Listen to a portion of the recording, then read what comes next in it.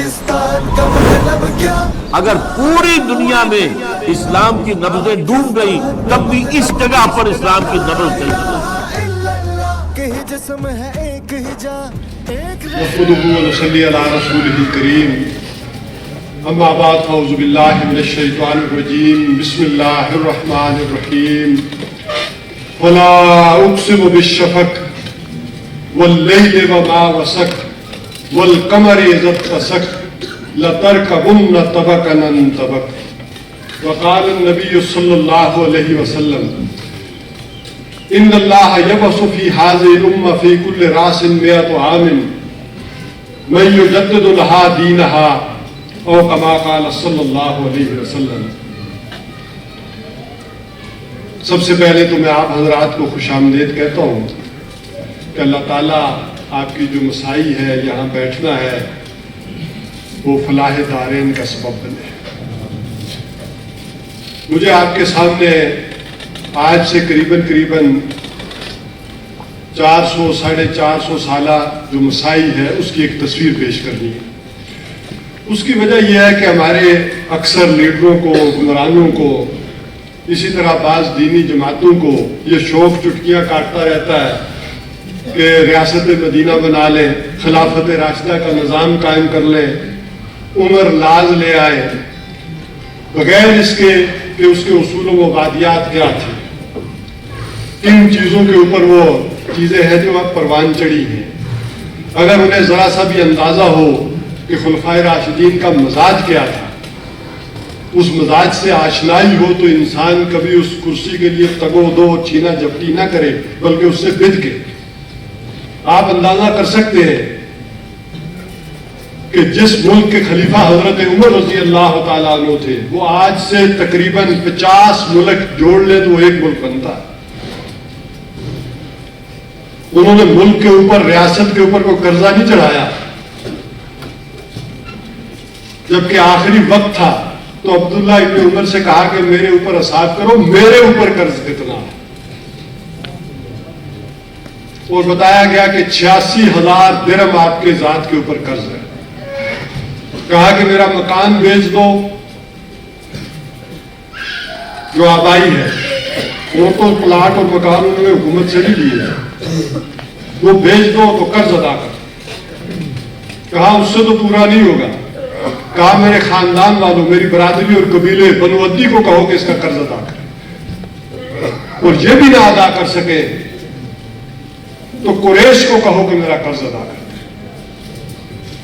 اسی طرح کا ایک شوق چرایا آج سے تقریباً 450 برس پہلے اس ہندوستان کے اندر جو دنیا میں سونے کی چڑیا کہلاتا تھا، اپنی کم علمی کی وجہ سے اور عالمی خفیہ تنظیموں کے زیر اثر وہ دین سے مرتد ہو گیا اور ہندوؤں کی آنکھ کا تارا بنا اور مغل اعظم کہلایا، اور اسی غلط فہمی میں ہم نے بھی فلمیں دیکھتے ہوئے اسے مغل اعظم قرار دے دیا، حالانکہ وہ مغل اعظم نہیں۔ جب یہ معاملہ ہوا کہ مسلمان اتنی بڑی طاقت میں اور اس کے بیوی سے اس کا سربراہ پھر جائے تو رحمت الہی جوش میں آئے۔ الہامی طور پر بھی اتنا ہی بڑا فیصلہ ہوا، ایک طرف جو ہے اس اسلام کی کشتی کو، مسلمانوں کی ناؤ کو سہارا دینے کے لیے اور ان کی دلجوئی کے لیے ذات باری تعالیٰ نے یہ فیصلہ کیا کہ آئندہ مجددین کا مرکز یہ بر عظیم و پاک و ہند کی سرزمین ہوگی۔ چنانچہ سب کے نزدیک یہ بات متفقن علیہ ہے کہ پہلی جو دوسری آپ کہہ لیں کہ رو چلی ہے، یعنی پہلے 1000 برس اس میں وہ مجددین عالم عرب میں آتے رہے، جو دوسرے سال 1000 سال کا آغاز ہوا تو شیخ احمد سرہندی، بلکہ ان کا نام ہی پڑ گیا، دنیا انہیں اسی نام سے جانتی ہے، مجدد الف ثانی۔ الف کہتے ہیں عربی میں 1000 کو، اور ثانی یعنی دوسرے 1000 سال کے مجدد، وہ قرار پائے۔ مجدد الف ثانی کے بارے میں اس سارے یہ جو تھیم ہے اس حوالے سے میں ان کی شخصیت آپ کے سامنے رکھنا چاہ رہا ہوں۔ مجدد الف ثانی کے والد शेख अब्दुल अहद बहुत बड़े सूफी बुजुर्ग थे।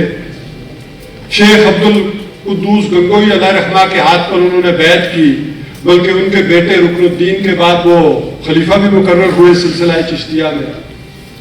और इतने बड़े बुजुर्ग थे कि हजरत मियाँ मीर ने ये फसूसुल हिकम भी उनसे पढ़ी।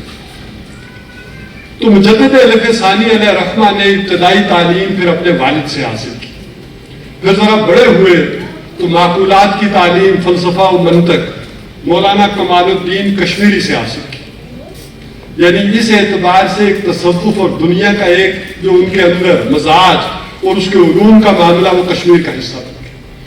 फिर बड़े हुए तो ये अकबरी दौर का जो फितना था इसको उन्होंने महसूस जब किया तो इसके लिए रहनुमाई ली उन्होंने। काबुल की बड़ी अजीम शख्सियत हजरत ख्वाजा बाकी बिल्ला जो सिलसिला नक्शबंदिया के बुजुर्ग थे उनके हाथ पर बैत की 1599 में। अच्छा, दुनिया में अजीब बात नजर आती है उस वक्त अगर ग्लोब पर नजर दौड़ाए तो ऐन इसी वक्त यूरोप के अंदर भी एक रिनाइसेंस, एक रिफॉर्मेशन, वहां भी एक तहरीक का आगाज हो चुका था। वहां की मजहबी जामदियत के मुतालिक वहां की पब्लिक भी जो है वो उठ खड़ी हुई थी और यहां एक नए दौर का जो है वो आगाज हो रहा था। तो मुजद्दिद अहले सानी अलैहि रहमा ने इसके खिलाफ अलम जहाद बुलंद किया।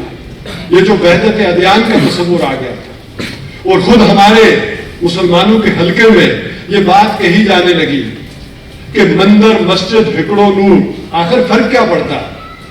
कोई आदमी खुदा कह ले, कोई जो है वो भगवान कह ले, राम कह ले, ईश्वर कह ले, फर्क क्या पड़ता? कोई उसको अगर मंदिर में जाकर पूज ले, कोई सलीगाह में पूज ले, कोई गुरुद्वारे में पूज ले या मस्जिद में, तो क्या फर्क पड़ जाए? पूजना तो एक कोई है। ये वो शय थी कि जिसके खिलाफ वो उठ खड़े हुए और मौलाना याकूब कश्मीरी अलैहि रहमा इस हवाले से मुजद्दिद अहले सानी की ये सुन्नत से करीब करने की आप कह लें कि उनसे तरबियत हासिल की। तो चूंकि खुद मुजद्दिद अहले सानी अलैहि रहमा बहुत बड़े सूफी बुजुर्ग थे तो तसव्वुफ के रास्ते वहदतुल वजूद ने जो हमाऊस्त का एक लबादा ओढ़ लिया था उसके रास्ते जो गुमराही आ रही थी उसके आगे खड़े हुए और मुसलमानों को तरगीब दी कि वो सुन्नत से करीब हो जाए।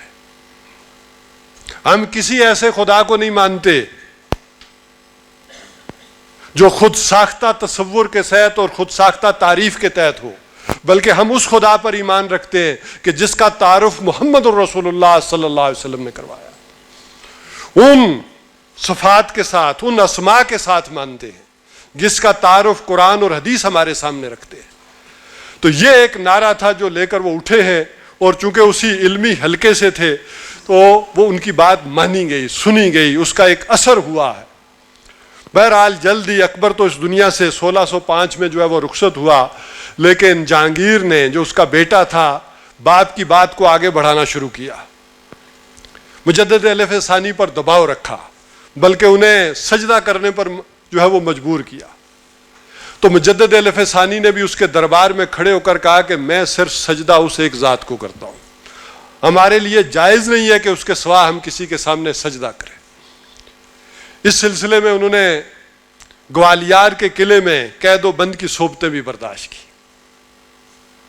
बहरहाल ये जो गुमराही आ रही थी इसके आगे एक बंद बांधने में वो कामयाब हुए। उस वक्त के उलमा ने भी उनका साथ दिया। उलमाए सू जो थे वो तो दूसरों के साथ थे, अकबर के साथ उन्होंने मदद की थी उस दीन इलाही के बनाने में, लेकिन जो सही लोग थे उन्होंने आप कह लें मुजद्दिद अहले सानी का साथ दिया। इनमें खास कर एक शख्सियत मौलाना अब्दुल हक मुहद्दिस देहलवी अलैहि रहमा, अगरचे वो उम्र में मुजद्दिद अहले सानी अलैहि रहमा से 10-15 बरस बड़े थे, लेकिन उन्होंने बड़ा साथ दिया इनका और हिंदुस्तान में हदीस का पौधा पहली दफ़ा लगाया। हिंदुस्तान की सरजमीन में हदीस की उम्महातुल कुतुब में से किसी की जान पहचान नहीं थी, कोई तारुफ उस अंदाज में नहीं था, मशहूर नहीं थी। बल्कि तारीखी रवायात को देखें तो मोहम्मद तुगलक जिसने मिस्र में अब्बासी खलीफा से बैत की हुई थी, वो जब यहाँ हिंदुस्तान में लोगों से बैत लेता था तो कुरान हकीम के साथ मशारिकुल अनवार रखता था। یعنی یہاں اگر حدیث کی کوئی بڑی سے بڑی کتاب بھی جانی پہچانی جاتی تھی تو وہ ساغانی کی مشارق الانوار تھی، یا زیادہ سے زیادہ امام بغوی کی جو تھی مشکات السنہ، جو بعد میں مشکات المصابیح بنی. تو ان دو کے علاوہ زیادہ جان پہچان نہیں تھی. تو یہ ایک تعارف حدیث کا گویا کہ مولانا عبدالحق محدث دہلوی کی کاوش ہے کہ بر عظیم و پاک و ہند میں حدیث کا آغاز ہوا. اس کے ساتھ ایک اور شخصیت کا میں تذکرہ نہ کروں تو زیادتی ہوگی، وہ ہیں حضرت اورنگزیب عالمگیر علیہ رحمہ. جس طرح سے کہ چندر گپ موریہ کے بیٹے اشوکا نے اپنے پردادا کی جو جاگیر تھی وہ بڑھائی، یہاں معاملہ الٹ ہوا. انہوں نے وہ گن جو ان کے پردادا نے اکبر نے پھیلایا تھا اس کو پوری طرح سے آ کر صاف کیا ہے اورنگزیب عالمگیر نے. اور چونکہ ہندوؤں کے دل پر جو بیتی ہوگی وہ آپ اندازہ کر سکتے ہیں. پورے ہندوستان میں ہندوؤں نے بغاوت کر دی، جگہ جگہ پر بغاوت کر دی اورنگزیب کے خلاف. 25 سال لگے ہیں اورنگزیب کو وہ بغاوت دبانے میں. 25 سال وہ گھوڑے کی پیٹھ پر سوار رہا ہے. بہرحال کامیاب ہوا اور اکبر سے زیادہ بڑے حصے پر جو ہے وہ اس نے اسلامی سلطنت جو ہے وہ قائم کی. تو اصل اکبر اعظم جو ہے، مغل اعظم جو ہے وہ اورنگزیب. اسی طرح جو قانون کی تعلیمات تھیں وہ جس قدر ان کے اوپر گرد پڑ گئی تھی، وہ ماند پڑ گئی تھی، اس نے دوبارہ علماء حقانی کو جو ہے وہ اکٹھا کیا اور فتاوی عالمگیری کی جو ہے اس کا تحفہ دیا، وہ مرتب کی.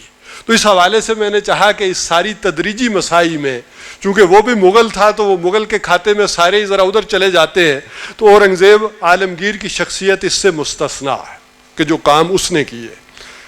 بلکہ کہا جاتا ہے جو موسیقی کا دورہ ہوا تو اس نے اس پر جب پابندی لگائی ہندوستان کے اندر، تو دریائے جمنا کے کنارے اپنی بارادری میں ٹہل رہا تھا تو وہ سارے میراثی اپنے آلات لے کر جو ہے وہ جمنا سے جو ہے وہ جا رہے تھے، اس کشتی میں بیٹھے اور گاتے جا رہے تھے کہ اورنگزیب ہمارے لیے تو اب کوئی نیک نامی کے کوچے میں زندگی کرنا جو ہے وہ محال ہو گیا، رہا ہی نہیں، اب ہم کریں کیا، ہم تو یہی کام جانتے تھے، اب ہم جا رہے ہیں ان آلات کو دفنانے. تو وہ ذرا اپنے مرثیے کہہ رہے تھے تو اورنگزیب نے کہا ذرا گہرے دبانا تاکہ یہ دوبارہ نہ نکل سکے. تو بہرحال اس کے بعد اگلی صدی میں ایک عظیم شخصیت جو ہے وہ پیدا ہوئی 1703 میں. اس نے آخری جھلکیاں دیکھی اورنگزیب کی حکومت کے بھی، یعنی 1707 میں اورنگزیب کا انتقال ہوا اور اس نے جس سلطنت کی بنیادیں چھوڑی ہیں، جس قدر وسیع اور مضبوط 150 برس لگا ہے اس سلطنت کو گرتے ہوئے. اس لیے میں نے اسے مغل اعظم کہا، اتنی بڑی سلطنت. اور پھر 1703 میں 400 برسوں کی پیاسی سرزمین، اس میں شاہ ولی اللہ علیہ رحمہ جیسی شخصیت جو ہے وہ پیدا ہوئی. پچھلے 400 برسوں میں ان جیسی شخصیت جو ہے وہ دنیا میں نہیں آئی تھی، اتنی عظیم شخصیت.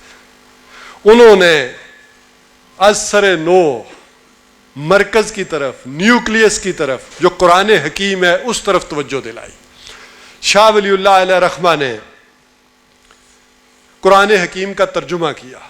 اس پر آپ کو معلوم ہے، وقت مختصر ہے، کہ کیا کیا فتوے ان پر نہیں لگے، کیا کیا ان ہمارے علاقوں سے چندے نہیں جمع ہوئے ان کے قتل کے لیے. اور اسلامی تاریخ میں تفسیر کے کچھ اصول مرتب کیے پہلی دفعہ. الفوز الکبیر فی اصول التفسیر، چھوٹا سا کتابچہ لیکن مارکۃ الآراء وہ لکھا. اسی طرح حدیث میں شاہ ولی اللہ کے نزدیک بنیادی اصل کتاب موطا ہے، المعروف موطا امام مالک، لہذا اس کی فارسی میں بھی تشریح کی اور عربی میں بھی اس کی شرح لکھی. تو یوں قرآن اور حدیث کی طرف جو ہے وہ توجہ دلائی.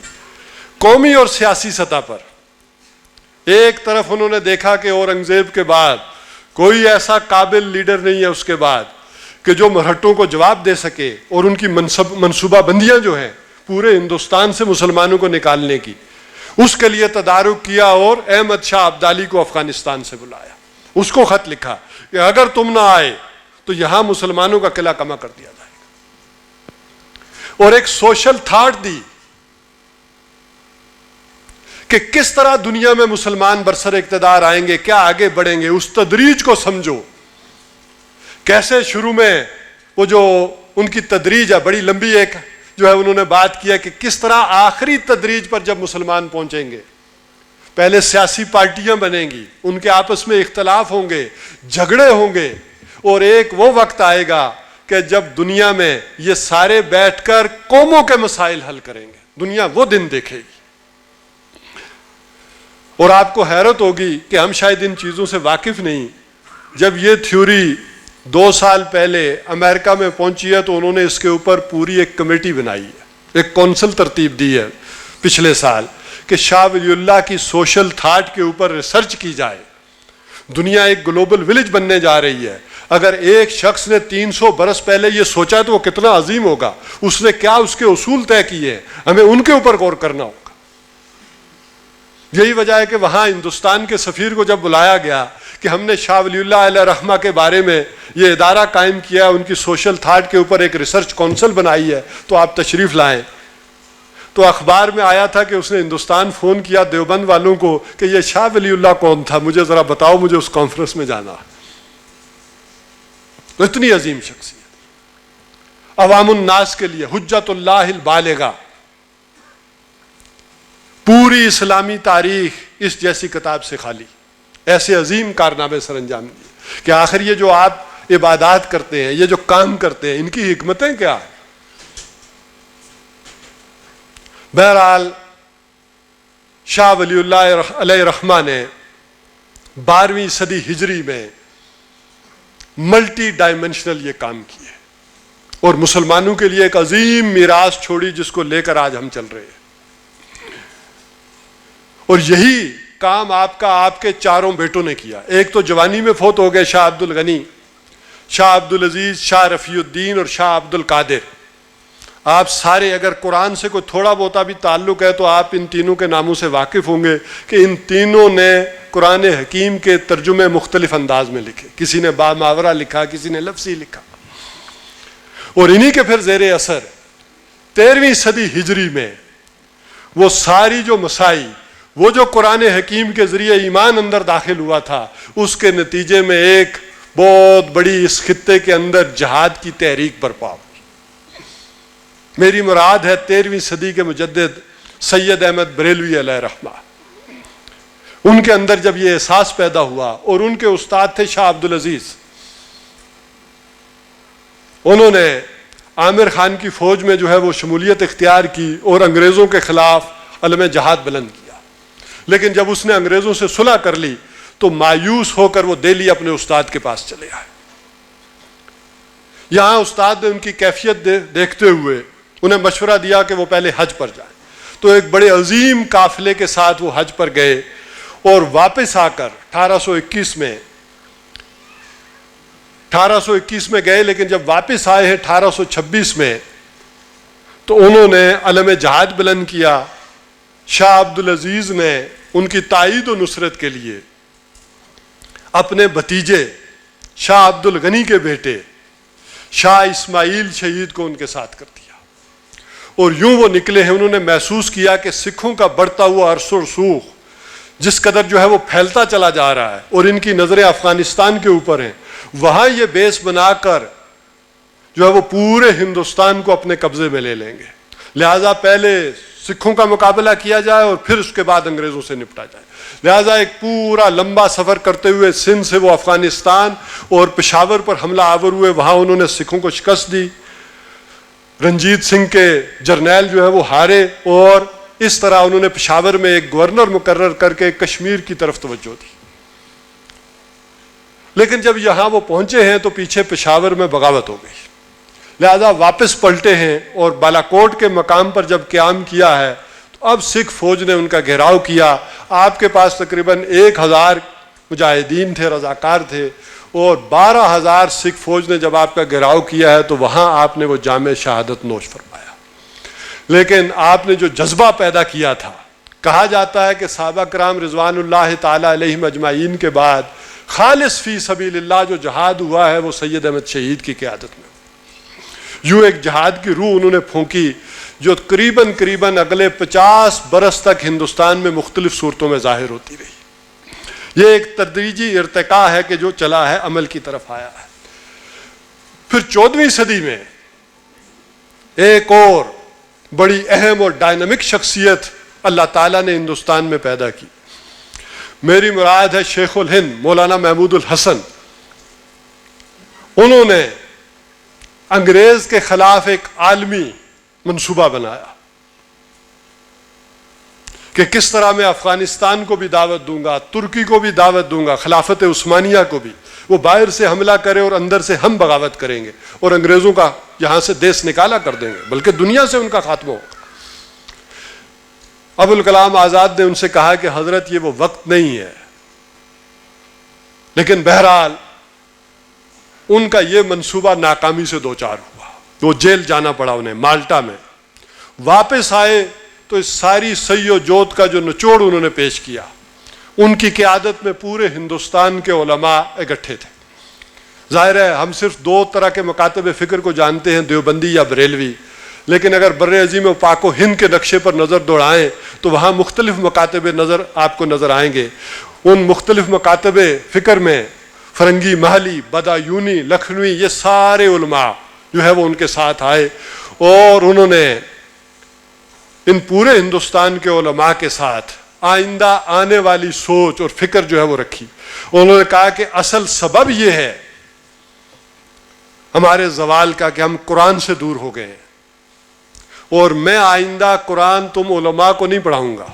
وہ استاذ العلماء تھے، آپ اندازہ کر سکتے ہیں کہ ان کے جو شاگرد ہیں اس سے اندازہ ہوگا کہ وہ کتنی بڑی شخصیت ہے۔ مولانا حسین احمد مدنی، مولانا اشرف علی تھانوی، مولانا کفایت اللہ دہلوی، مولانا الیاس تبلیغی جماعت والے، مولانا عبید اللہ سندھی، مولانا شبیر احمد عثمانی جنہوں نے پاکستان بنانے میں قائد اعظم کا جو ہے وہ ساتھ دیا۔ تو ایسی ایسی عظیم شخصیات ان کے ساتھ تھی۔ یہ نہیں ہے کہ دوسرے مکاتب فکر میں نہیں تھی۔ اسی طرح شاہ احمد نورانی کے والد عبدالعلیم میرٹھی، انہوں نے جو ساتھ دیا، مولانا غلام محمد گھوٹوی، اسی طرح صوفیاء کے حلقے سے آپ کو معلوم ہے کہ اسی تحریک میں بعد میں ان کے اندر جو روح آئی ہے، پیر جماعت علی شاہ صاحب، پیر قمر الدین سیالوی صاحب، یہ وہ شخصیات ہیں کہ جو اٹھی ہیں بعد میں۔ تو بہرحال شیخ الہند نے کہا کہ میں اب تمہیں قرآن نہیں پڑھاؤں گا، عوام الناس ان کے پاس جاؤں گا، انہیں عوامی درس قرآن دوں گا، ان کے اندر قرآن کی روح پھونکوں گا، اور آپس میں اختلاف جو ہے وہ نہیں کیا جائے گا، اس کو برداشت نہیں کیا جائے گا۔ ہمارے زوال کے دو ہی سبب ہیں، ایک قرآن سے دوری اور دوسرے آپس میں اختلاف۔ بہرحال بعد والوں نے لکھا کہ اگر اختلاف کا بھی سبب دریافت کیا جائے تو وہ بھی یہی ہے کہ ہم قرآن سے دور ہیں۔ تو بہرحال انہی کی پھونکی ہوئی روح تھی کہ وہ جو آگے بڑھی، اور دوسرا عظیم کارنامہ انہوں نے یہ کیا کہ یہ جو دو مکاتب فکر بن گئے ہیں، ایک جس کی علامت دیوبند ہے اور دوسرا علی گڑھ ہے، یہ جو دوریاں پیدا ہو گئی ہیں اس کو کم کرنے کی کوشش بھی کی اپنی آخری عمر میں۔ یہی وجہ ہے کہا کہ میری چارپائی اٹھا کر جو ہے وہ علی گڑھ لے جاؤ۔ بہرحال اس کے بعد میں عرض کروں گا، اگلی صدی جو آئی ہے، یہ جو 15ویں صدی ہجری ہے، یہ اس عالمی مجدد کی ہے۔ میری مراد امام مہدی سے ہے۔ 15ویں صدی میں آثار اور قرائن یہ بتاتے ہیں کہ ان کی آمد ہے، اور انہی کی آمد کی تیاری میں ذرا آپ دیکھ لیں کہ کیسی کیسی شخصیات جو ہے اس بر عظیم پاک و ہند میں پیدا ہوئی۔ میں اگر چند ایک کے صرف آپ کو سمجھانے کے لیے نام لوں کہ علامہ اقبال جیسا مفکر،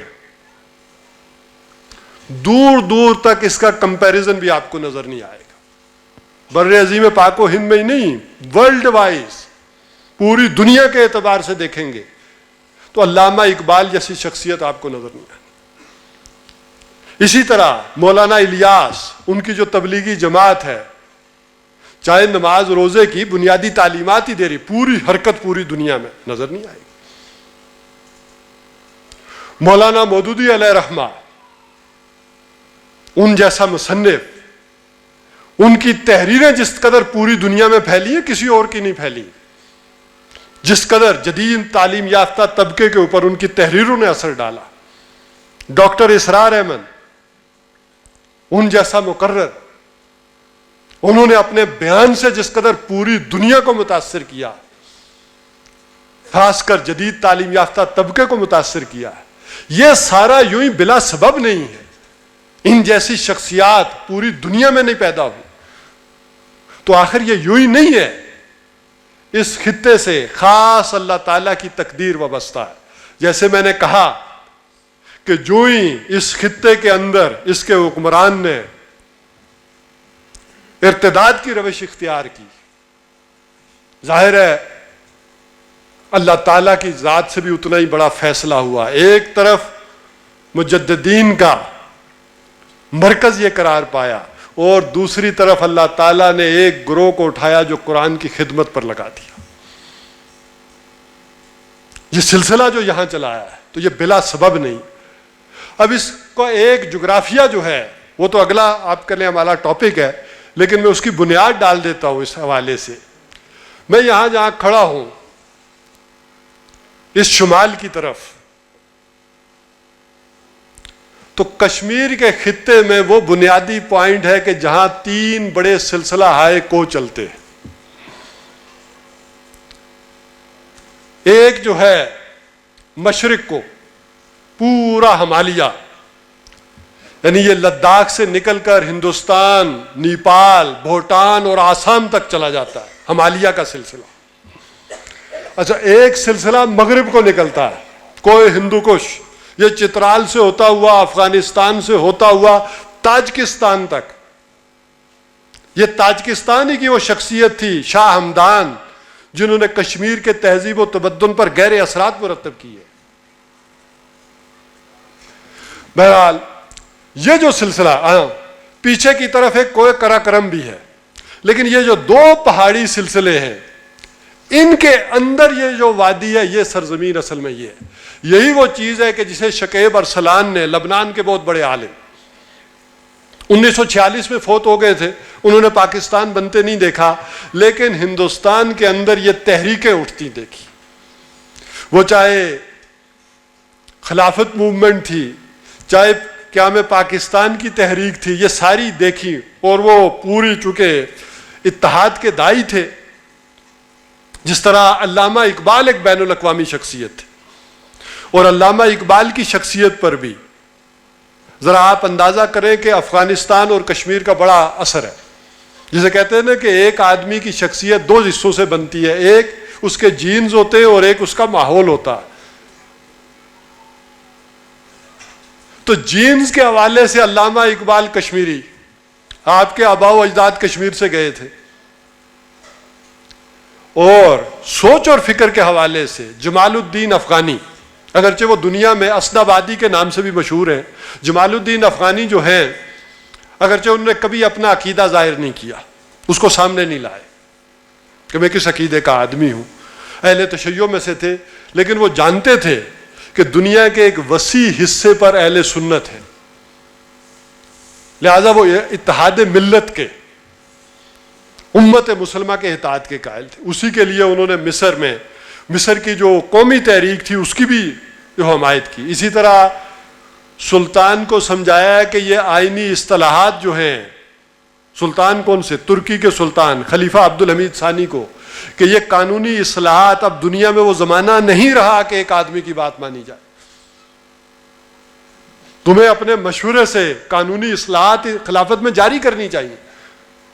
خلیفہ نے کہا میں نے تو آپ کو بڑا ویلکم کیا تھا، آپ الٹا میرے دشمنوں ہی کے جو ہے وہ حمایتی نکلے، وہاں سے نکلے اور دکن میں آئے۔ علامہ اقبال بھی ان سے بڑے متاثر تھے۔ تو بہرحال میں عرض کر رہا تھا کہ یہ جو خطہ ہے، یہ دونوں اعتبار سے یہ جو وادی بنتی ہے اس کے درمیان میں، بلکہ اگر ملتان والے ناراض نہ ہوں تو یہ کوہ سلیمان گویا کہ اس کا نچلا بیس بن جائے گا۔ ایک چھوٹی وادی اگر ترتیب دیں تو یہ خطہ جو کوہ سلیمان جو ہے ادھر کندھار میں جا کر ملتا ہے اس سے کوہ ہندو کش سے، اور ادھر سے نکلتا ہوا یہ ڈیرہ اسماعیل خان، ڈیرہ غازی خان اور کوئٹہ زیارت سے یہ آگے نکل جاتا. تو یہ درمیان کا جو یہ خطہ ہے، یہ جو وادی ہے، یہ جو ٹرائنگل بنتی ہے، یہ وہ سرزمین ہے کہ جس کے بارے میں پیشن گوئیاں کی گئی. یہاں سے اور ہو سکتا ہے کہ اللہ تعالیٰ اس کشمیر کو بھی مدینہ کی سعادت بخش دے. باقی چیزیں تو اپنے اپنے مقام کو جا ٹھہری ہیں کسی طور پر. کشمیر کا فیصلہ ابھی پینڈنگ ہے. تو اگر یہ کوشش کی جائے تو ہو سکتا ہے کہ اصل معاملہ جو ہے وہ یہاں سے نکلے. اور علامہ اقبال کے اس شعر کی مصداق کہ آسماں ہوگا سحر کے نور سے آئینہ پوش، اور ظلمت رات کی سیما پا ہو جائے گی. پھر دلوں کو یاد آ جائے گا پیغام سجود، پھر جبھی خاک حرم سے آشنا ہو جائے گی. آنکھ جو کچھ دیکھ سکتی ہے لب پہ آ سکتا نہیں، میں وہ حیرت ہوں کہ دنیا کیا سے کیا ہو جائے گی. شب گریزاں ہوگی آخر جلوائے خورشید سے، یہ چمن معمور ہوگا نور توحید سے. اس حوالے سے آپ سے گزارش کروں گا کہ یہ صحیح و جوت جو آپ کے سامنے رکھی ہے، اس کا مقصد کیا ہے؟ تو آپ کے سامنے آپ کا ایک ماضی اور ایک مستقبل کا ویژن آ جائے. اٹھ کے اب بزم جہاں کا اور ہی انداز ہے کہ مشرق و مغرب میں تیرے دور کا آغاز ہے. صدق اللہ علیہ وسلم.